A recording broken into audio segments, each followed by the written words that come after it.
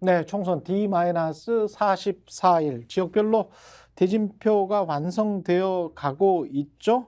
예, 총선의 핵심이 공천인데 여야 모두 공천과 관련해서 심각한 밀당, 심각한 갈등이 벌어지고 있는 것 같습니다. 근데 기준을 어떻게 잡아야 될지 저도 사실은 모르겠습니다만, 예, 최재성 전 청와대 정무수석과 짚어보겠습니다. 안녕하세요. 예, 안녕하세요. 아무래도 이제 뭐 민주당 정부, 문재인 정부 인사시기 때문에 민주당 중심으로 이야기를 좀 하고 그 다음에 여권 이야기 잠깐 하고 그러겠습니다. 민주당은 어떻게 평가를 하십니까? 지금까지 나타난 결과는 총평으로 한번 공천을 평가를 해주시면. 아시안컵 축구 한국 대표팀 예, 비슷하다.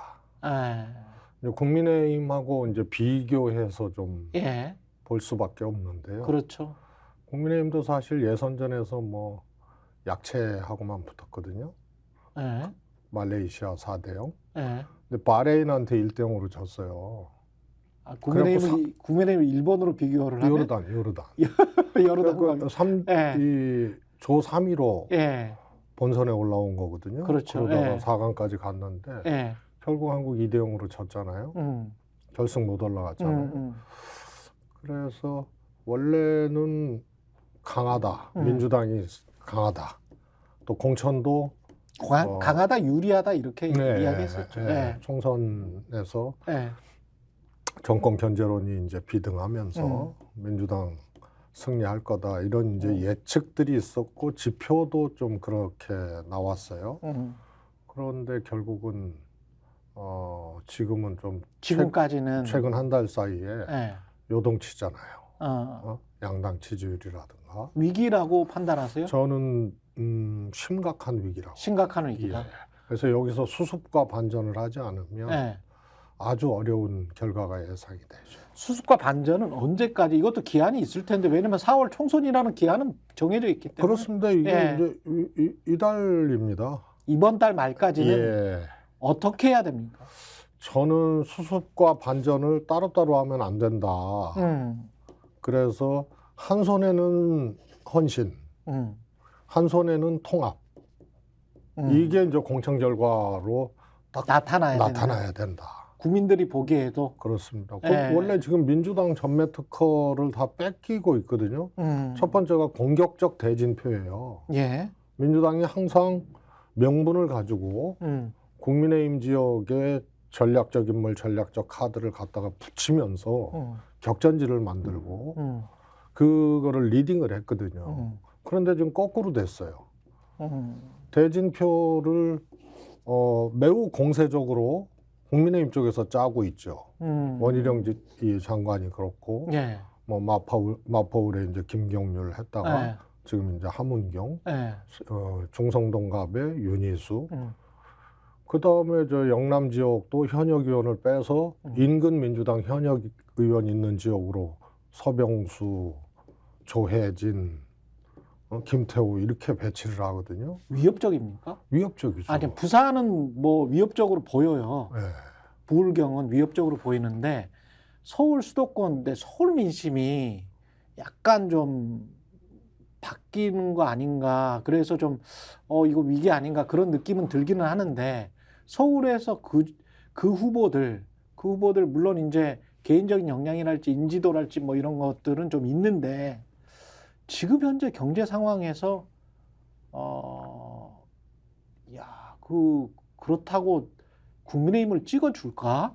뭐 그런 생각은 있기는 하거든요. 저도 어떻게 보세요? 민주당은 네. 2012년, 네. 국민의힘은 2016년 총선을 복귀해 보면 해답을 찾을 수가 있다고 보거든요. 예. 2012년 이명박 정부 마지막 임기, 이명박 대통령 5년 차거든요.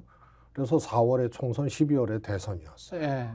그래서 민주당 압승이 예상됐는데 거꾸로 저쪽에서 152석을 했거든요. 그렇지. 역시 이제 공천 파동. 그렇죠. 그 다음에 그 당시에 한미 FTA 노무현 정부에서 추진을 했는데 우리가 폐기를 얘기를 했거든요. 한미 FTA 예. 폐기. 그래서 그 다음에 이제 아시다시피 정봉주 의원이 출마하지 못함으로 인해서 김영민 씨가 나왔죠. 막말 파문. 예, 그 과거 발언을 소환해가지고 항상 총선에는 이제 부활절이 끼거든요. 그래서 그 부활절 예배에서 예. 개혁적인 목사님들까지도 전부 성토를 했어요. 그랬던 것 같습니다. 그래서 제가 보기엔 그때 이제 공천 문제, 한미 FTA 폐기, 그 다음에 그런 이제 막말 소환, 이걸로 민주당이 126석인가에 그쳤어요. 그래서 그랬죠. 과반을 예. 내줬죠. 예. 2016년 아시다시피 예. 180석 예상했어요, 새누리당. 그랬습니다. 압승을. 예. 그리고 각종 지표도 그렇게 나왔고. 예. 그런데 공천 파동, 진박감별, 김무성 대표 옥새 들고 예. 나와요. 그러면서 민심이 확 엎어졌죠. 어. 거기에 이제 중도층이 강하게 작동하는 거거든요. 중도층은 뼛속까지 민주당, 뼛속까지 국민의힘이 없어. 아니잖아요. 예. 그래서 총선을 치르는 그 정당의 태도, 언어, 이런 것을 보고 확 바뀔 수가 있거든요. 단기적 기억에 의존하죠. 그렇습니다. 예. 단기적 그래서 기억에 의존해. 상대적 신뢰 게임이거든요. 예. 저 다수당을 저쪽에 저런 사람들한테 믿을 수가 없어. 그러니까 이렇게 해서 안 주는 그렇죠. 거예요. 그러니까 1년 반 거의 2년 가까이 동안 정말 이제 윤석열 정부가 못했어. 그거는 대통령의 지지율에서 모든 게 나타나잖아요. 그래서 못한 것을 국민들 다수가 알고 있어요. 그럼에도 불구하고 이제 지금 말씀하신 것처럼 두 당 중에 또는 한 서너 당 중에 어디를 줘야 될까라고 했을 때는 이게 차선이냐 또는 차악이라도 될 수 있느냐 그런 생각을 하는데 그래도 우리 마음속에는 차악보다는 차선 쪽으로 많이 사람이 기울기 때문에 뭔가 좀 파저티브한 긍정적인 모습을 민주당이 실어줘야 되는데 그런 게 좀 지금 부족하지 않나 그런 생각이 좀 들더라고요. 예. 그래서 YS 때 96년 치러진 총선, 예. YS 집권 막바지였거든요. 예. 임기 막바지. 예. 그래서 여당이 각종 지표에서 안 좋음에도 불구하고 여당이 이겼던 선거. 대표적으로 96년이었거든요. 그때 젊은 분들 또 민주화 운동했던 사람들까지 영입을 하면서 공천 혁명을 일으켰어요. 예. 그래서 YS 대통령 인기는 안 좋았는데 이겼어요. 당시 여당이. 그 다음에 아시다시피 2016년 선거, 12년 선거, 민주당 압승이 예상됐고 이명박 대통령 임기 마지막 해였는데 거꾸로 저쪽이 과반수를 했어요. 그때는 통합이었어요. 박근혜, 이명박, 당시 이제 박근혜 의원하고 이명박 대통령이 사실은 봉합을 했죠. 그래서 박근혜 비대위원장. 그 다음에 당원까지 고칩니다. 원래 총선 앞두고 대표나 비대위원장은 1년 6개월 전에 사퇴를 해야 돼요. 대통령이 후보에 나가고자 하는 사는. 그렇죠. 예. 그런데 그 규정을 손보면서 박근혜 의원을 비대위원장으로 추대를 하면서 총선 공천권을 행사할 수 있게 했어요. 통합이었죠. 예. 아시다시피 이명박 박근혜 대통령은 2008년도 경선, 7년도 경선에서 어떻게 보면 정치적 라이벌이고 친박 학살도 공천 2008년 선거에서 당하고 이랬는데 12년에 통합을 합니다. 그래서 예상을 뒤엎고 물론 민주당이 아까 말씀드린 공천파동 등등등이 있었습니다만 통합을 했기 때문에 여당이 인기가 없었는데도 불구하고 이길 수 있었던 선거. 그 다음에 문재인 대통령 선거, 지난번 총선이죠. 민주당 공천 파동이 없었어요. 대통령 지지율도 높았고. 그래서 여당이 이겼던 선거를 보면은 쇄신, 통합, 그 다음에 대통령의 국정 지지도 요게 그대로 관통을 합니다. 그리고 상대당이 상대적으로 공천 파동이라든가 막말이라든가 뭐 이런 걸로 단기전에서 총선 한 40일, 50일 남기고 확 뒤집어지는 거죠. 이번에도 전국 득표율을 보면은요, 역대 총선에서 여야가 비슷합니다. 지난번 4년 전도 그렇죠. 그렇고요. 그런데 의석 차이는 많이 났거든요. 그렇습니다. 그게 뭐냐면 수도권을 중심으로 한 격전지, 접전 지역 혹은 근소 우세 열세 지역에서 한 5, 6%의 표심들이 맞습니다. 단기적으로 어디로 가느냐에 따라서 이게 승부가 가름이 됐어요. 2, 3%포인트로 왔다 갔다 했었습니다. 예, 실제로. 그렇습니다. 예. 네. 그래서 예. 민주당이 이번에 잘 봐야 될 게 공천파동 단계거든요, 지금. 그래서 이걸 어떻게 수습과 헌신을 할 거냐.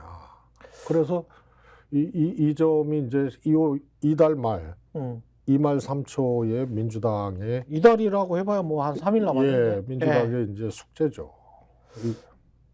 근데 헌신과 통합이라고 말씀을 하셨는데 이게 또 민주당 지지자들 사이나 국민들 입장에서 봤을 때는 저는 기준이 나눠먹기가 돼서 또 안 된다고 생각을 하거든요. 예. 나눠먹기가 돼서 계속 뭐 국민의힘 같은 경우는 계속 지금 현역이랄지 김건희 여사 보호하기 위해서인지 어쩐지는 모르겠습니다만은 현역 의원들이랄지 뭐 이쪽으로 많이 페이버를 주는 것 같은 그런 느낌이잖아요. 그래서 어떤 말이 안 나오게 하도록 하기 위해서 그리고 일절 뭐 김건희 여사 관련해서는 뭐 언론에 거의 등장하지를 않으니까 그러면서 아젠다 세팅을 또 의대 정원으로 가버린단 말이죠. 그래서 의대 정원 같은 경우는 국민의 여론이 상당히 높고 근데 꼼꼼히 들여다보면 이게 쉽게 말해 15년 후에 증원이 되는 거예요. 지금 시작해도. 그렇습니다. 15년 후에 지금 시작해도 15년 후에 2,000명이 증원이 되는 건데 15년 후에 될지 안 될지 모르는 그 숫자 2,000명을 가지고 이야기를 하면서 나중에는 400명, 500명으로 총선 이후에는 꺾일지도 모르는 그 숫자를 가지고 사람들 몰아세웠어. 그리고 국민열을 몰아세웠어. 이거는 냉정하게 말하면 아젠다 세팅에서 국민의힘이 승리를 한 겁니다. 민주당은 아젠다 세팅에서 말려버린 거고 네. 아주 냉정하게 보면 그러면 뒤집으려면 또 다른 아젠다를 가지고 오든지 네. 그리고 아까 뭐 헌신통합 말씀하셨는데 헌신통합도 정말 야 화끈하네 멋있네 감동적이네 이게 보이지 않으면 지금은 원래 당초에 이재명 대표가 계획했던 또는 공언했던 151석 이게 쉽지는 않아 보이는데 뭐 좀 구체적으로 좀 어떻게 해야 될까요? 헌신과 통합을. 저는 네. 늘 얘기를 해왔어요. 지난 4년 전 총선은 이해찬 대표가 불출마했거든요. 그 다음에 의원들이 또 출마를 접은 경우 그게 이제 당하고 이야기와 조정 과정을 거치면서 예. 불출마 선언한 의원들이 꽤 되시고 그러면서 대표가 불출마를 했어요. 그러니까 공천은 늘 반발이 있게 돼 있거든요. 근데 대표가 출마하지 않겠다고 하니까 그런 반발들이 사실은 수면 위로 올라와서 문제가 되거나 이럴 수 없을 정도로 명분이 뚜렷했어요. 그런데 이번에 보면은요, 물론 저도 2015년 문재인 대표 당시 어려웠을 때, 막 김한길, 안철수 탈당하고 그랬을 때 사무총장이었던 제가 불출마로 맞불을 놓고 또 인재영 임으로 이제 총선 분위기를 만들어 갔죠. 아, 그때 사무총장이셨군요. 네. 그런데 이번에는요, 대표도 제가 보기에는 대표가 민주당 대통령들은 국회의원이 아닌 상태에서 민주당 대통령 후보에 도전하고 대통령이 됐어요. 아, 그렇습니다. 김대중 대통령, 노무현 대통령, 문재인 대통령. 문재인 대통령도 불출마했죠. 2016년 선거 불출마하셨습니다. 노무현 대통령은 떨어졌고 부산에서. 김대중 대통령은 비례대표도 안 했어요. 그래서 그 다음에 현역 의원 숫자라든가 이런 것들이 대중성이 없고 이 지지율이 미약한 사람들이 현역 많이 만들어서 어떻게 당권이나 대선까지 이렇게 가고자 하는 이런 경우들이 있는데 이재명 대표는 그게 아니잖아요. 그래서 이 총선이라는 정말로 예민하고 어마어마한 이 선거를 승리로 가기 위해선 당대표 제가 보기에는 불출마할 것이다. 저는 그렇게 얘기를 했어요. 출마하셨잖아요. 어쩔 수 없어요. 그런데 사무총장과 공천 이 핵심 라인에 있는 사람들이 자신의 경쟁자를 지역구에서 검증 단계에서 날려버리잖아요. 그러니까 하위 20% 의원들 중에 또 컷오프 당한 의원 중에 누가 봐도 하위 20%고 누가 봐도 그런 사람들 컷오프 있어. 돼야 되는 사람들도 있어. 목소리를 내고 근데 그런 사람들만 이제 목소리를 내는 반발을 하는 게 이게 주류, 이 주도 세력이 민주당은 항상 아까 얘기했던 공격적 대진표를 민주당이 짜는 것, 그다음에 정책 이슈를 선거 때 주도하는 것, 그다음에 쇄신과 헌신으로 읍참마속도 하고 이러면서 공천 반발이나 이런 것들을 관리해 나갔던 것, 이런 게 민주당의 전매 특허였어요. 근데 이번에는 헌신이 없는 게 아니라 매우 인정할 수 없을 정도로 공천 핵심 라인에 있는 사람들 지역구를 검증 단계에서, 이 검증이라는 게, 자격심사라는 게 그야말로 민주당 후보에 도전할 수 있는 기본 자격이 있는지를 면접도 안 보잖아요. 심사하는 건데 거기서 그냥 날려버려요. 그래서 이러면서 반발이나 이런 것들, 공천에 대한 불만들이 그냥 아무렇지도 않게 막 제기가 되고, 또 불공정하게 임종석 실장 같은 경우는 정말로 저거는 당에서 잘 생각해야 돼요. 거기는 임종석 아니면 못 이겨요. 어이, 중성동? 그렇습니다. 예. 지난 지방선거 때 오세훈 시장이 박영선 민주당 후보하고 붙었잖아요. 예. 박영선 후보가 제일 득표를 적게 한 지역이 강남 3구, 용산, 그 다음에 성동이에요. 아, 대선 때 10% 졌어요. 거기가 서울의 숲 그렇게 그쪽입니까? 됐죠. 아, 그렇게 예전에 됐죠. 좋은 지역이었는데 예. 민주당 입장에선 재개발되고 이러면서 옥수동, 구모동 이런데 아파트가 많이 올라가고, 그래서 거기는 민주당이 격전지? 사실 근소 열세 지역이에요. 지금은 그렇겠는데요? 그런데 굉장히 비싼데 아파트. 거기에 다른 거 떠나서 이기는 공천을 하려면 우선 거기 격전지라고 생각을 하고, 실제로 지금 각종 조사에서 누굴 넣어도 유니스 후보한테 안 되잖아요. 그래서 우선 한석을 우리가 뺏기지 말아야 된다, 이겨야 된다, 그런 지역이에요. 그런데 그걸 가지고 여전사 어쩌고 저쩌고 하고 지능 게임을 자초를 한다? 이해가 가지 않는 거예요. 그래서 이런 것들이 다 보이고, 예. 그렇기 때문에 민주당 공천이 불공정하다는 여론이 굉장히 높잖아요. 거의 공정하다고 떠버리고. 이기는 공천이 아니다. 일부 지역구를 봤을 때는. 이기는 공천이 아니고 예. 조금 불공정하게 진행된다. 그게 사무총장 등의 예. 자기 지역구 경쟁자 배제하고, 그 다음에 당연히 이 공천을 줘야 될 사람들을 날리고, 그 다음에 또 하나는 이러다 보니까 질서와 통제력들이 상실된 거예요. 제가 실명까지 거론하면서 얘기했던 김우영 같은 경우는, 누구요? 김우영, 은평의 강병원 의원하고 공교롭게 강병원 의원이 반명 비명으로 분류가 되잖아요. 예. 지금 강원도당 위원장이에요. 사표 수리도 안 됐어요. 그런데 거기 가서 김우영하고 강병원하고 경선을 하게끔 만든다? 은평을. 당의 기준과 질서, 규율이 어떻게 되는 거예요? 사단장, 군단장이 보고도 하지 아니하고, 그 다음에 사표 수리가 되지도 아니하고 퇴역을 하거나 혹은 다른 지역으로 자기 근무지를 옮기는 거하고 똑같은 거거든요. 그래서 이런 것들, 더 정교하고 예민한 부분들이 있습니다. 예를 들어서 하위 20% 평가도 정성평가가 실질적으로 강화된 거거든요. 하위 20% 평가는 있잖아요. 그거 저기 신문 기사에 나온 거 보니까 뭐 지난 9월에 상대 평가를 했습니까? 서로 간에 네. 상호 평가를. 네. 근데 지난 9월에 한 거를 가지고 그때 그 지난 9월엔 특히 당내 문제가 많았잖아요. 서로 부딪히고 감정이 안 네. 좋았을 때 아닙니까? 네. 지금 말씀하신 대로 헌신과 통합에 어떤 공천을 하려면 지금은 좀 마음이 바뀌었을 수도 있잖아요, 사람들이. 근데 9월에 상호평가를 한 거 가지고 4월 국민들에게 그 공천을 받는다. 이게 맞나요? 그 기준이? 그리고 정성평가는요. 예. 0점부터 100점 이렇게 하면 안 됩니다.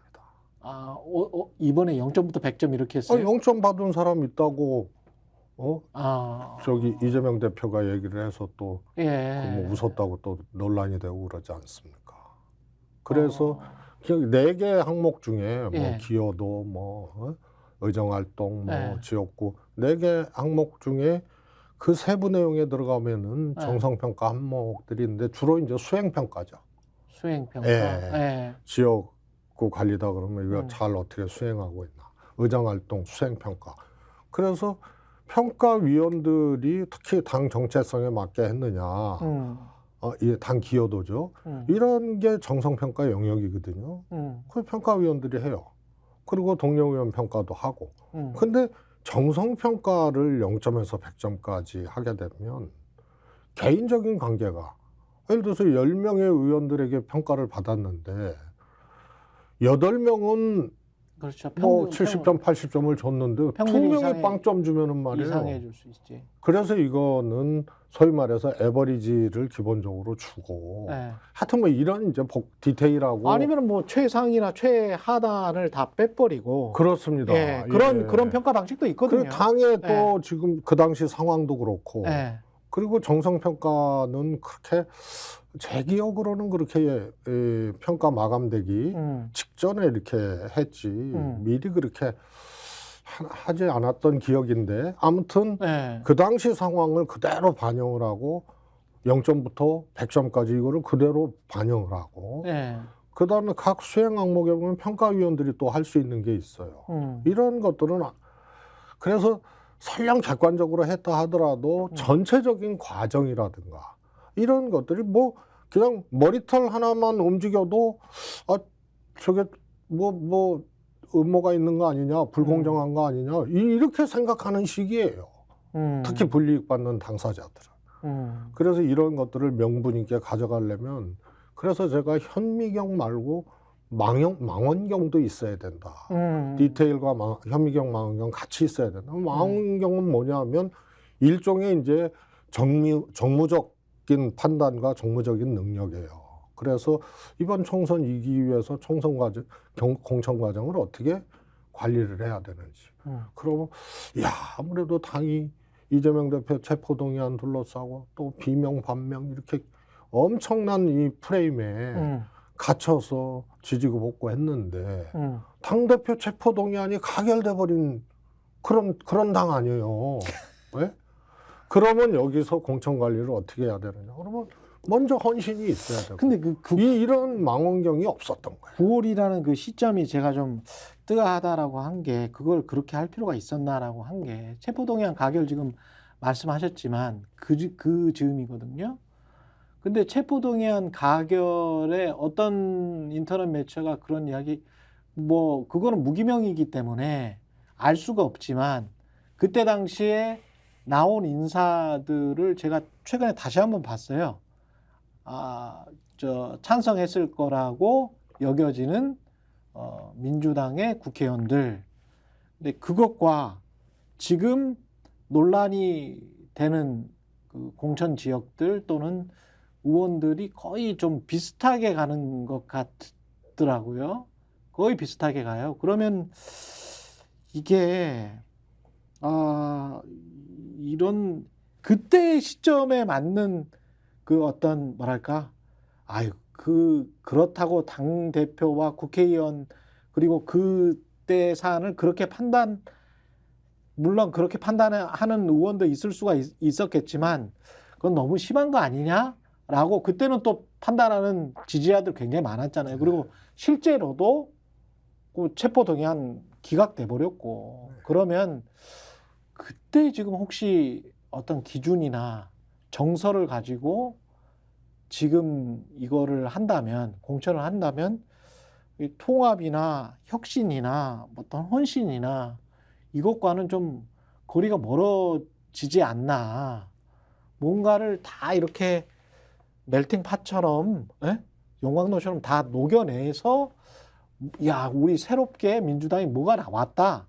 뭐 이런 식의 어떤 공천의 모양새가 나와야 될 것 같은데 그것과는 좀 다른 모양새, 그때 9월의 모양새처럼 돼버리는 것 같아서 네. 그러면 사람들이 이렇게 꼼꼼히 볼 때 이게 진짜 기준이 저거 아니었어? 뭐 이렇게 생각해버리면 또 큰일이란 말이죠. 그래서 공교롭게 하위 20% 그렇게 나왔다. 그러나 전반적인 상황 과정들이 예. 왜 반명이 전부 하위 20%지? 예. 이렇게 되면요.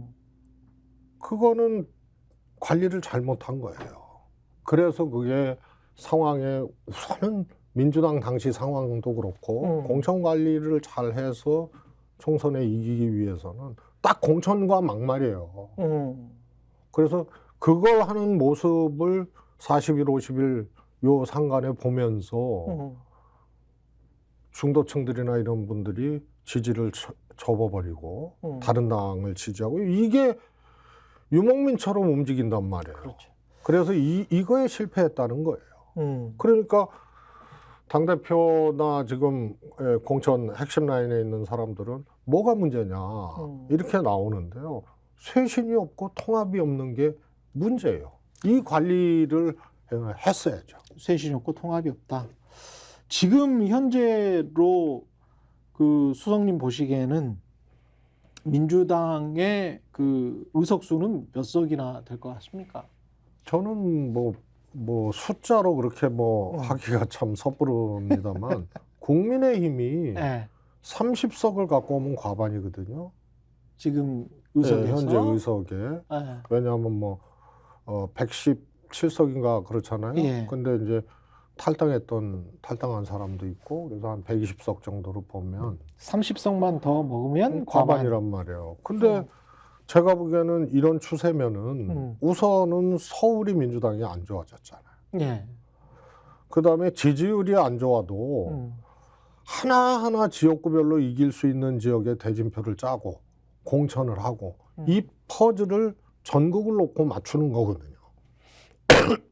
그래서 서울 지지율이 안 좋아도 이길 수 있는 대진표를 짜고 예. 해야 되는데 지지율도 안 좋아지고 이길 수 있는 대진표를 못 짜고 있어요. 그러니까 동작을 같은 경우에 나경원 의원 지역 같은 경우에는 누구를 넣어도 안 돼요. 그러면은 민주당이 전략적으로 격전지로 만들어서 이길 수 있는 전략적 인물 카드를 4명이든 5명이든 6명이든 세팅을 하고 공세적으로 지금 국민의힘이 하는 것처럼 그거 원래 민주당 전매 특허였어요. 나경원 지역구에 여성보다는 남성 정치인 중에 인지도 있고 경쟁력 있는 사람을 그쪽으로 붙여서 하자. 안철수다. 그러면 여기에는 전략적 인물 카드가 있으면 여기는 누구를 보내자.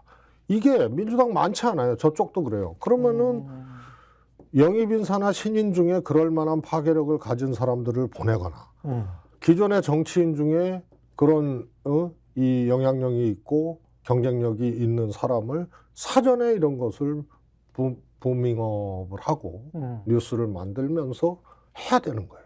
거기는 지금 누가 가도 져요. 추미애 장관 넣어도 지고 뭐 여전사 넣으면 다 져요.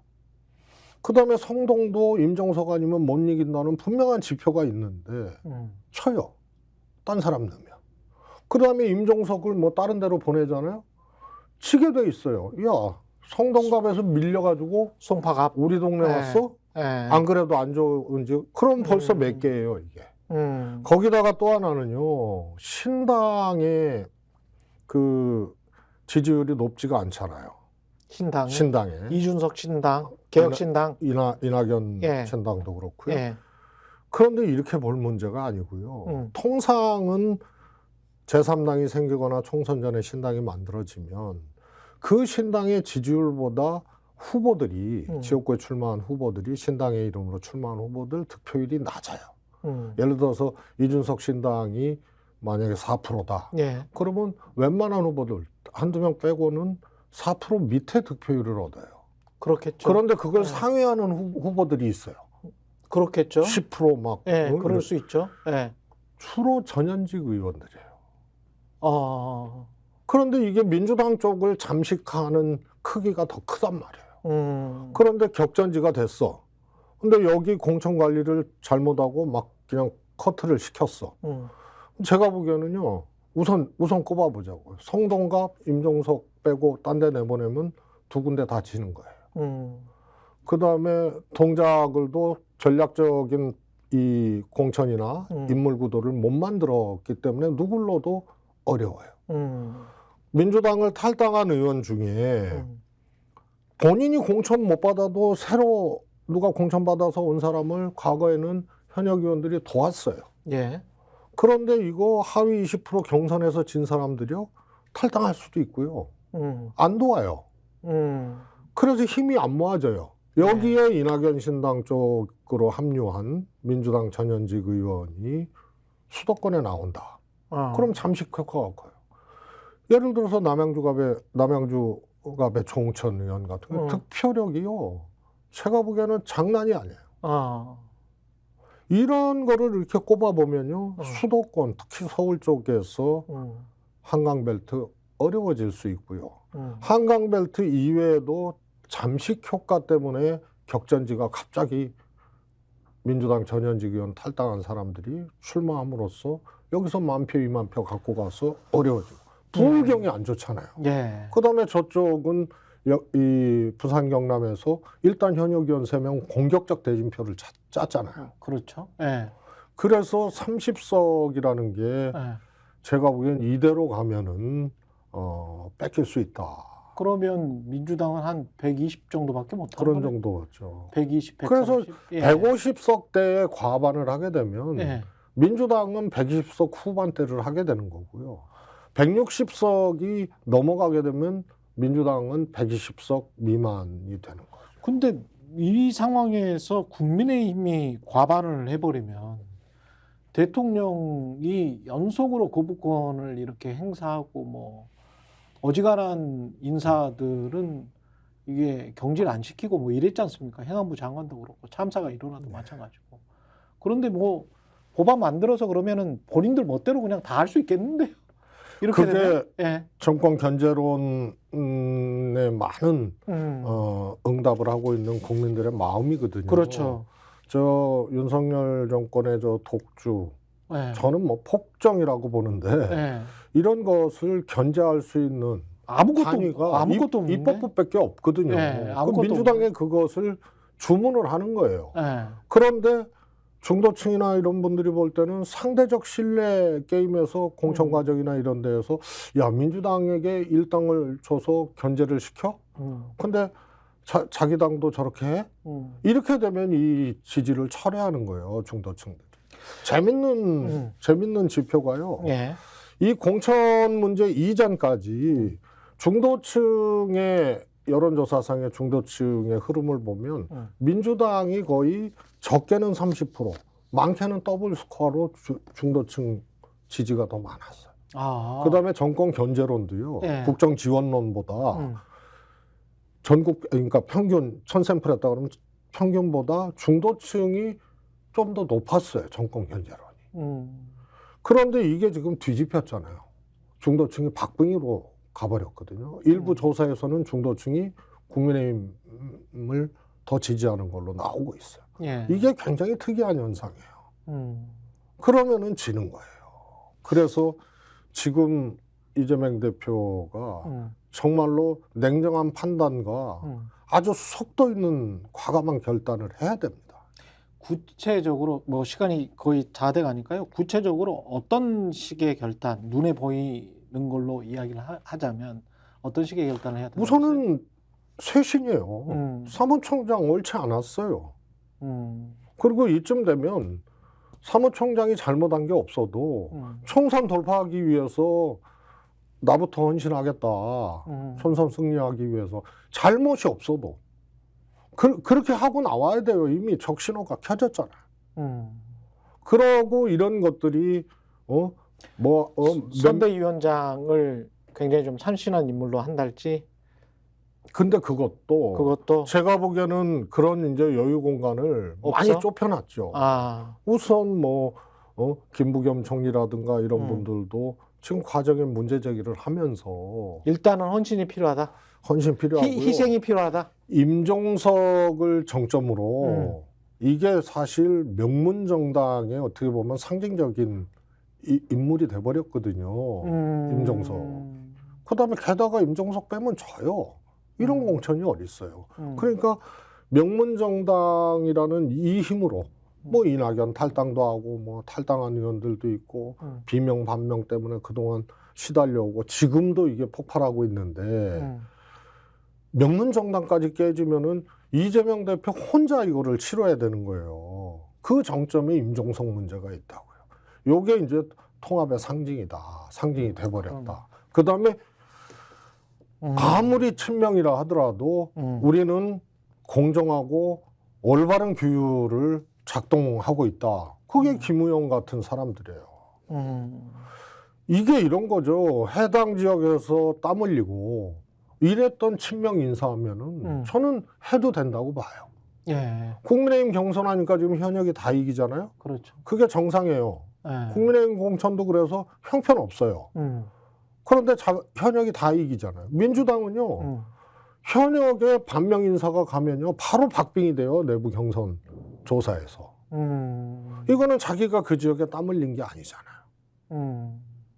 민주당 특유의 친명 반명 구도에 소위 말해서 친명 지지자들의 권리당원들의 힘으로 바로 현역의원, 반명 현역의원하고 무명의 용사가 가더라도 친명이면은 박빙 구도가 돼요.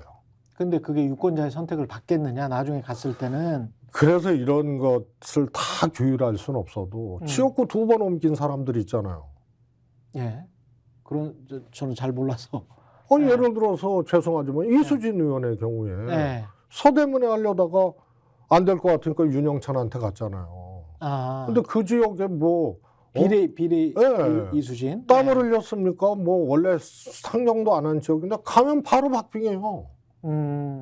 이런 것들은 당에서 조절, 통제, 정리를 해줘야 되는 거예요. 지역구를 근데 본인이 생각도 안 했던 지역으로 옮기는 거. 이런 거는 무언가 다른 자기 이제 뭐라 힘이 그럴까요? 작용하고 있는 것 아니에요. 자기 자산과 자기 땀이 아닌 걸로 하는 거 아니에요. 지역 유권자들의 민심은 얼마나 클릭했느냐. 예. 그렇습니다. 그 권리당원 표로 특히 이제 이재명 대표 지지표로 반명 지역에 이게 통용이 되는 거예요. 반명 현역 지역에. 예.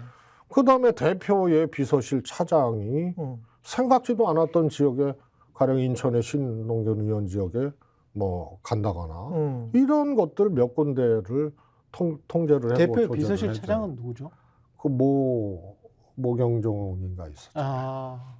그러면 다 그렇게 생각하는 거예요. 대표한테 얘기 안 하고 비서실 차장이 그냥 갔다?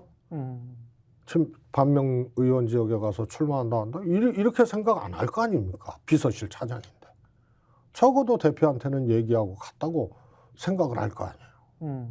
그래서 이런 지역 몇 군데를 규율을 세우고 정리를 해주고 통합에 어떻게 보면은 특히 명문정당의 상징처럼 돼버린 임종석, 그것도 이길 수 있는 유일한 카드니까 이걸 해주고 그 다음에 쇄신을 해주고 이걸 2말 3초에 전에 해줘야 되는 거예요. 아니면은 제가 보기에는 걷잡을 수 없습니다. 옛날에 김대중 총재 시절에도 막 공천 못 받으니까 그렇죠. 뱀 풀고 뒤에 그 유명한 사람이 있어요. 진짜 옛날 이야기다. 진짜 뱀 옛날 풀고 이야기.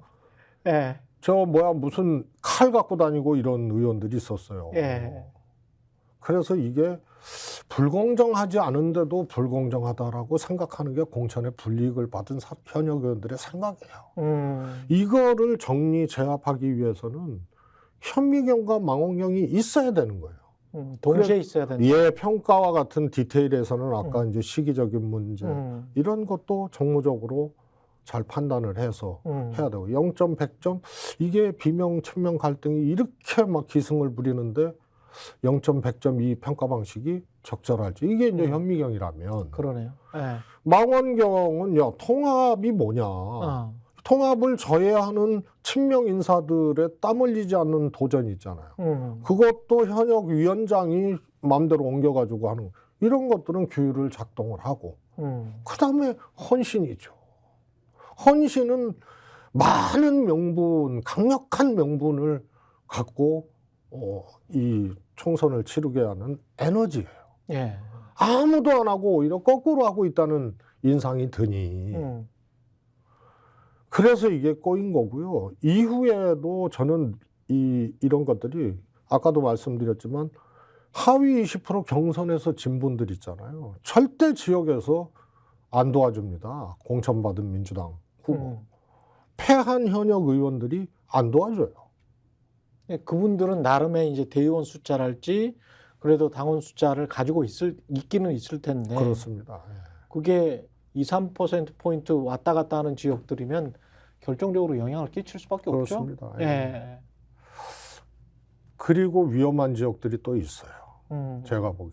그러니까 탈락 민주당 지지표만 가지고 승부하고자 하는 현역 의원 지역 중에 인물 구도가 뜻밖의 인물이 나타나게 돼가지고 예를 들어 남양주갑에 조강한 민주당 시장이었는데 탈당해서 저쪽 당으로 갔잖아요. 예.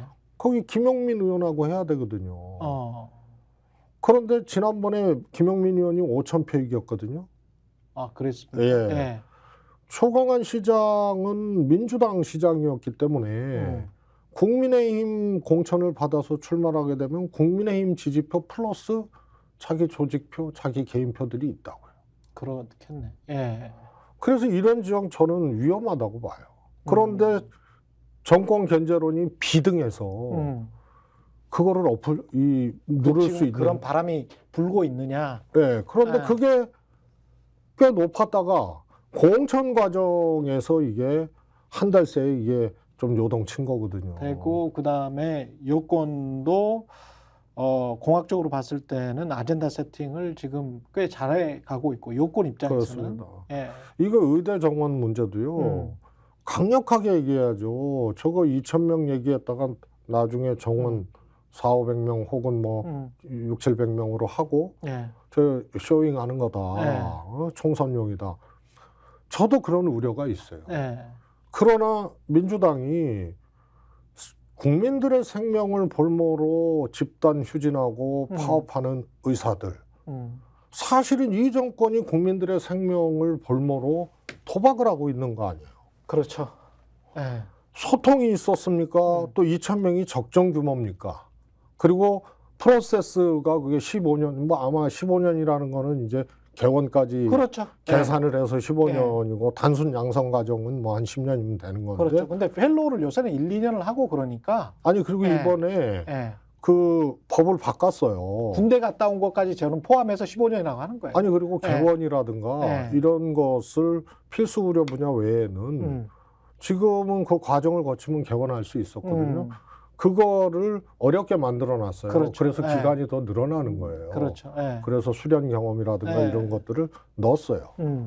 그러니까 의사들이 반발하는 데에는 정원 늘리는 거 외에 패키지로 온 여러 가지 지금 윤석열 정부의 정책에 대해서 이거는 더 죽이는 거다 이렇게 생각하고 반발을 하는데요. 과정도 문재인 정부 때 400명 하려다가 그 난리가 반발이 일어났는데 그때 협의 테이블 만들었거든요. 그래서 최소한 당사자들과 소통과 설득의 과정들이 있어야 되고 그 과정에서 내용적으로 또 정원 문제뿐만이 아니고 정책적으로 또 패키지로 가야 될 문제들이 있거든요. 필수 의료 분야라든가 숙가 문제라든가 그다음에 1차 의료 체계 문제라든가 그렇죠. 이런 등등등을 같이 가야 되는데 이거 결격하고 그냥 확 질른 거 아니에요? 2,000명으로?